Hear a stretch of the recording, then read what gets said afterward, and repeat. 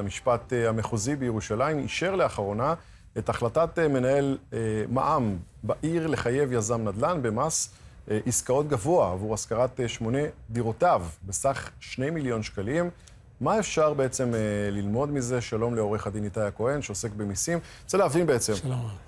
הוא, למעשה, היו לו 8 דירות, טען, הזכיר את כולם, נכון. טען שהוא בעצם עושה את זה במסגרת, איך זה נקרא? מסגרת עוסק, עוסק מורשה. טען שזו מסגרת פרטית, כן, ושהוא צריך בכלל להיות פטור ממע"מ. האמת היא כזאת, שיש בפטור, בחוק מע"מ יש פטור על השכרת דירות למגורים, כן? יש פטור, גם לעוסקים אגב יש פטור. ממע"מ. לא, אבל הייתה בעיה אחרת. הוא העביר, הוא קבלן בעצם, על רקע קבלני, ככה זה הוכח במשפט, והוא העביר דירות מתוך העסק שלו לצורך השכרתם.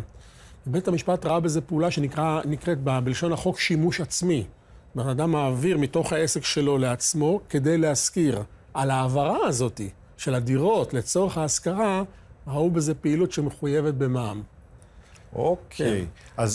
אז בעצם, אם אני מבין נכון, היו לו דירות במסגרת העבודה שלו, שהיו בבעלותו, בבעלות העסק שלו. נכון, דרך חברות שלו. דרך חברות שלו. הוא העביר את זה לעצמו כדי להשכיר אותם לתקופה שהיא מעל 2 ימים. עד 2 עוד היה יכול ליהנות מפטור, אבל הוא הוכח שהוא העביר את זה לעצמו על מנת להשכיר אותם בתקופות ארוכות מעל 2 ימים, ובמקרה הזה לא ניכנס פה לנבחי ההוראות שבתקנות מע"מ, זה חויב במע"מ, כמו שציינת, בסכום גדול של כ2 מיליון שקל. שזה סכום מאוד משמעותי. אבל בוא נאמר שאדם מן השורה שמשכיר דירות למגורים, אם זה דירות שהן למגורים, כן? וזה לא בית מלון וזה לא Airbnb, שזה השכרה ללילה, תיירות, וזה לא תושבי חוץ, אז בבתי מלון לתושבי חוץ גם חל פטור ממע"מ, אז באדם מרגיש שמשכיר את דירתו לא חייב במע"מ, אבל יש פה מוקש אחר. וזה דווקא מס הכנסה. כי מסתבר, יש לו פסיקה יותר ישנה, פסק דין לשם, פסק דין בירן, שאם אדם יש מרובה דירות והוא משכיר אותם, זה יכול להיחשב לעסק, ואז ההטבות שיש בחוק על השכרת דירות למגורים, יש הרי פטור, התקרה מסוימת, או מסלול של 10%, כן? מה התקרה? התקרה היא... זה בערך 5,700 לחודש, כן.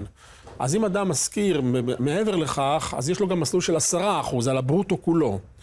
ואז פסק דין בירן ולשם, אדם הוא מרובה דירות, ויש מאפיינים של עסק שלא ניכנס להם עכשיו, אז זה בקיאות ומימון וכל מיני מומחיות ושיווק, והעסקת עובדים והחזקת אופרציה שלמה, שזה מכניס אותו להגדרת עסק. שזה מתחיל להריח כמו עסק, זה עסק. אז הוא לא יכול ליהנות מהפטורים שיש במס הכנסה, על השכרת דירות מגורים. יחד עם זאת אני רוצה לציין, וזה אנשים לא יודעים, שלא תמיד מסלול הפטור תמיד טוב, כן? אבל מסלול 10% כדאי לבדוק, אם אדם מבצע דירה להשקעה למשל, אפילו דירה אחת, והוא קנה אותה לצורך השקעה ולקח משכנתה, לעתים הפחת והוצאות המימון מוחקות לו את הרווח. כך שהוא לא צריך את הטובות האלה של מס הכנסה על המסלול של 10%.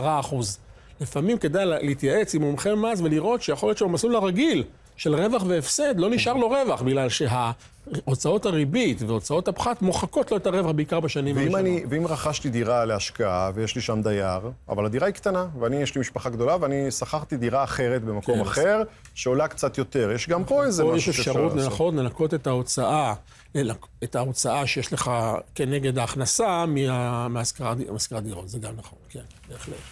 טוב, תשמע, מה אני אגיד לך? הנושאים האלה הם נושאים שאם אנשים היו מתמצאים בהם קצת יותר, הם היו במצב הרבה יותר טוב. הרבה נכסים, הרבה מיסים. או פחות מיסים, תלוי למי פונים ומה עושים. איתי הכהן, תודה רבה, ידידי היקר.